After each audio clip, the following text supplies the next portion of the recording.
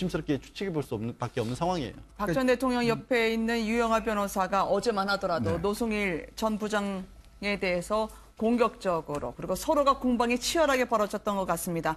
고성이 튀어나오고요. 또 방청석에서까지도 소란이 일 정도로 심상치 않게 진행이 됐던 것 같아요. 그러니까 결국 이제 유영하 변호사 입장에서 보면 이제 노승일 씨 증언의 어떤 효력성 네. 이걸 좀 이제 어떤 인정하지 않으려고 하는 그러니까 그러다 보니까 아마 노승일 씨의 어떤 여러 가지 이제 보면 당시에 본인 자체가 이 어떤 최순실 씨한테 뭐 많이 당해서 실제로 네. 최순실 씨한테 어떤 뭐 분노 그다음에 네. 이런 것들이 있었기 때문에 실제로 그런 것들을 이제 진술한 것 아니냐 이런 식으로 이제 아주 협공을 펼쳤죠. 사실 어제 이제 이경재 변호사도 마찬가지입니다. 그러니까 뭐 본인이 뭐 결혼을 갖다 몇 번 하고 또 이혼을 했는데 변호사분들이 별걸 다 그렇죠. 부르시네요. 그런 것 때문에 왜냐하면 네. 이게 사생활과 관련된 부분에서 뭐 본인이 굉장히 화를 내고 했지만 그 의도 자체는 보면 네. 본인이 그렇게 어려움 처지에 또 본인이 그렇게 좀 안 좋은 상황에 있으니까 이런 거를 어떤 좀 최순실한테 보복하기 위해서 한 거 아니냐. 그래서 진술 자체가 좀 과장된 것이 아니냐. 이런 것들 좀 은연중에 이제 변호사 입장에서 보면 좀 강조하기 위해서 하는데 사실 노승일 씨 같은 경우는 그런 입장 보면 굉장히 그저 싸움도 붙고 해서 뭐 재판장이 이제 종회까지 하고 사실은 이제 조금 쿨다운 시키는 그런 효과도 있었는데 어쨌거나 어제는 보면 이 노승일 씨를 공격하는 면에 있어서는 두 사람이 다 이해관계가 비슷했던 것 같습니다. 네. 저는 그런 생각도 들었습니다. 왜 이렇게 노승일 씨를 이른바 이제 소위 속되게 표현하면 약 올리듯이 저렇게 사생활 문제를 자꾸 얘기하나 재판정에서. 네. 그러니까 노승일이라는 사람에 대한 어떤 신뢰도에 의문을 제기하거나 왜 최순실 씨와 관련돼 있는 여러 가지 뭐 사진을 촬영한다거나 아니면 녹음을 한다거나 이런 식의 어떤 조직적인 뭔가가 배후에 있었지 않았느냐. 뭐 네. 그게 이제 정치권하고 연결되는 문제까지도 얘기했었을 거라고 뭐 선의로 보면 그렇게 해석할 수 있는데 저렇게까지 사생활 문제를 꺼집어낼 이유가 뭐가 있었겠는가. 제가 볼 때는 오히려 노승일 씨가 화를 내도록 유도한 거 아닌가 싶은 생각이 좀 들어요. 네. 그러니까 증인으로 나온 사람을 오히려 화를 내게 만들어서 그 증인의 어떤 신뢰성을 좀 깎아내리려고 하는 전략이 좀 숨어있던 거 아닌가. 그렇지 않고서는 저렇게 할 이유가 별로 없지 않았겠는가 이런 생각이 들고요. 네. 한 가지 더 얘기를 하자면 지난번에 이제 헌재 재판 때 고영태 씨하고 최순실 씨 중요한 이제 그 이른바 피의자라고 할 수 있는 최순실 씨를 갖다 놓고 고영태 씨랑 엮어서 불륜 관계에 따라서 이번에 뭐 국정농단을 조직적으로 뭔가를 만들어낸 거 아니냐, 엮은 거 네. 아니냐 이렇게 질문을 했는데 어제 이제 재판에서도 마찬가지로 고영태 씨를 데려다 놓고 노승일 부장을 데려다 놓고 이번 사건을 정치적으로 뭔가 이렇게 의도적으로 누군가가 만든 사건인 것처럼 자꾸 이렇게 몰아가는 모습들을 보였는데요.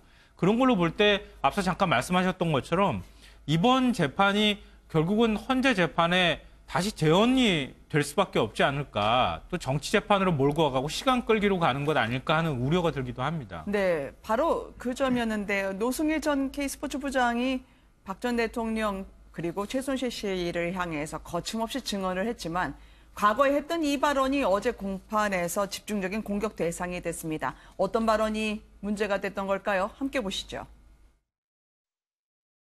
그러니까 지금까지 살아오면서 정치권을 버린 적은 없습니다. 그런데 네.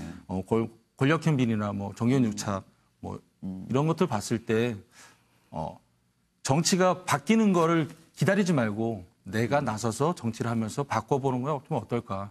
그래서 대한민국의 국민들의 공공의 이익과 행복을 추구해 주기 위해서는 내가 정치에 한번 나서보는 것도 괜찮을 것 같다 이렇게 생각합니다.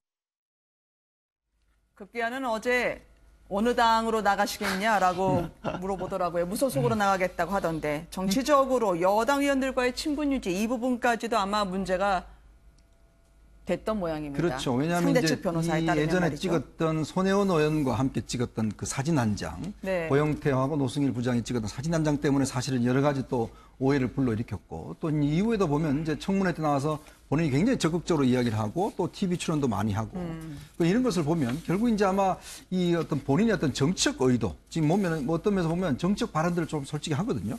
그럼 보면은 뭐 출마 이야기도 지금 하고 있고 또 현재 여당 정치인들과도 굉장히 긴밀한 관계를 좀 유지를 하고 있는 걸 보면 본인이 뭔가 이번 사건을 통해서 알려진 지명도나 이걸 가지고 뭐 차기 총선에 나가겠다는 뭐 그런 의도도 좀 솔직히 있는 것 같아요.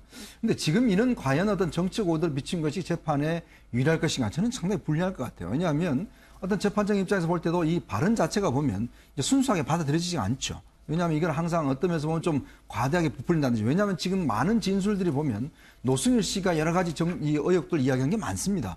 이제 근데 그것들이 어떤 객관적으로 증명되기보다는 그냥 주장에 그치는 거, 전문 증거. 예를 들어서 네. 누가 들었다라는 이야기거든요. 그러니까 그거 실제로는 어떤 증거로 채택될 가능성은 제가 볼 때 크게 없어 보이는데 그렇지만 전체적인 어떤 이 사건 자체를 좀 부풀리고 확대시키는 데는 상당히 기여를 했단 말이죠. 근데 이런 어떤 정치적 의도를 내비치는 것 자체는 제가 볼 때는 오히려 지금 이경재 변호사나 유영하 변호사가 지금 하려고 하는 의도 자체에 상당히 말려들어간 것이 아닌가라는 좀 그런 생각 듭니다. 네, 다른 의견도 예, 있으실 그런 수 부분도 있습니다. 아니요. 그런 부분도 없지 네. 않아 있고요. 근데 한편으로는 또 이경재 변호사나 유영하 변호사가 왜 이런 부분을 끄집어내서 공격을 할까라고 생각을 네. 해보면 지금 이 두 분은 최순실 씨나 박근혜 전 대통령 측 변호인들 같은 경우도 상대를 검찰을 상대로 하는 게 아닌 것이 보여요. 그러니까 정치권을 상대로 하는 겁니다. 그러니까 네. 지금의 여권이고 구야권이었고 전제 더불어민주당이나 안민석 의원이나 이 사건 자체를 폭로하고 어떻게 보면 탄핵을 이끌고 구속까지 이끌었던 것들이 정치적인 세력이라고 보고 있고 법정에서조차도 그 싸움을 이어가고 있는 거예요. 그러니까 네. 거기에 말씀하신 것처럼 그게 말려들면 노승일 부장으로서는 원래 불리할 수밖에 없는데 저는 굳이 저거를 꺼내든 어떻게 보면 변호사들의 입장도 굉장히 법적인 다툼을 넘어선 분명히 정치적인 다툼을 법정에서도 거의 이어가고 있기 때문에 저런 얘기들을 굳이 증인으로 불러놓고 증인에게 저런 것들을 물어본 거죠. 고영태 씨를 공격했을 때의 이 탄이 그대로 벌어진 것 같습니다. 최순실 씨의 SNS 대화, 사진 촬영을 했던 부분이 평소에도 한 게 아니냐라고 하는 상당히 어쩌면 당사자로서는 인신공격에 가깝다라고 느낄 만한 거친 입담이 오고 갔던 어제 공판이었는데요. 이 공판을 다 지켜봤던 분들이 있다고 하죠. 일부였습니다만 재판부 관계자에 따르면은 이재용 재판을 주도할 수 있는 판사분들도 참석을 했다고 하고요. 박근혜 전 대통령 입장으로는 이제 이영선, 정호성 만남을 극히 꺼린 것처럼 본인이 증인으로 나가거나 아니면 증인으로 부르는 거를 반대했었는데 과연 이재용 재판 그리고 우병우 재판에 박 전 대통령이 나갈 수 있을까요? 증인으로 신청을 하면은 나가야 되겠죠. 네. 네. 근데 안 나간다 했다 해서 강제 구인도 결국 못하고 30분 네. 만에 돌아서야 하지 않았습니까? 그런데 그거는 재판부의 의지에 달렸다고 볼 수 있는데요. 네. 재판부가 굉장히 중요한 증인이라고 생각을 갖다가 하게 되면은 네. 증인으로 반드시 소환을 갖다가 할 수가 있게 됩니다. 네. 그 다음에 과태료 처분도 할 수 있고요. 네. 그런데 만약에 이제 전직 대통령의 신분이고 하니까 이 증인을 꼭 불러야 되는지 거기에 네. 대해서 재판부에서는 아마 고민이 많을 수 있을 것 같습니다. 네.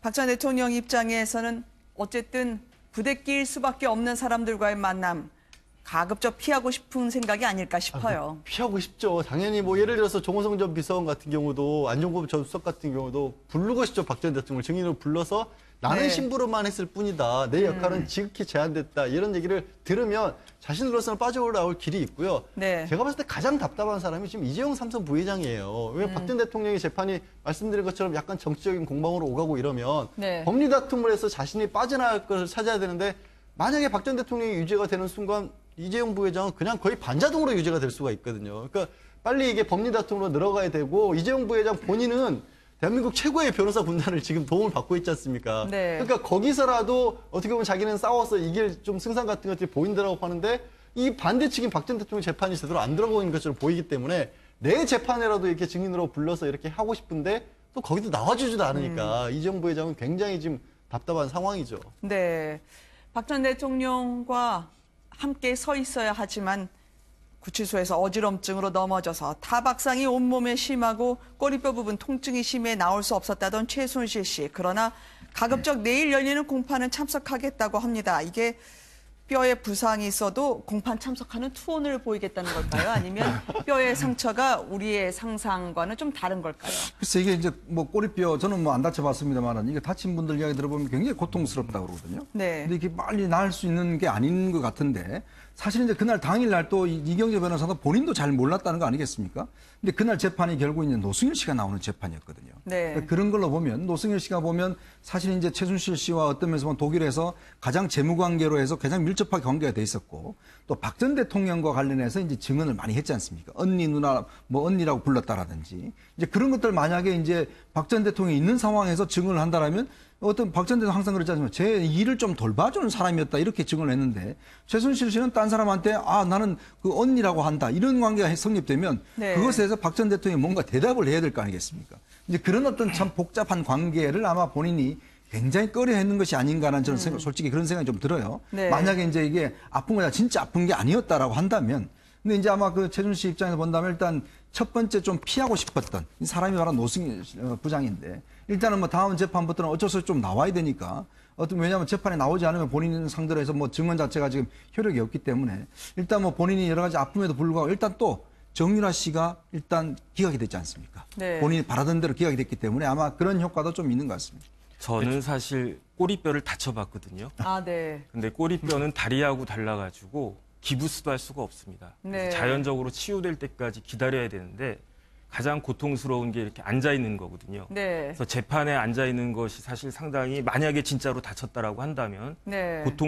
고통스러울 것이다라고 생각이 되는데 형사소송법상 피고인이 재판에 참석하지 않을 수 있는 경우는 재판이 굉장히 경미한 경우밖에 없습니다. 네. 그다음에 구속된 피고인 같은 경우에는 만약에 최순실 씨가 재판에 출석하지 않는다라고 그 주장을 해도 교도관이 인치해가지고 아마 재판정에 출석시킬 수는 있을 것입니다. 근데 저는 뭐 그런 생각도 들어요. 변호사님들 나와 계시지만 그러니까 법률적으로 보면은 자기한테 불리한 재판은 뭐 안 나가고 싶은 뭐 그런 전략을 세워가지고 안 나올 수는 있겠다고 생각이 드는데 이게 어떤 재판입니까? 한 나라의 네. 대통령이 탄핵되고 난 다음에 이루어지는 그 유무죄를 가리는 재판 아니겠습니까?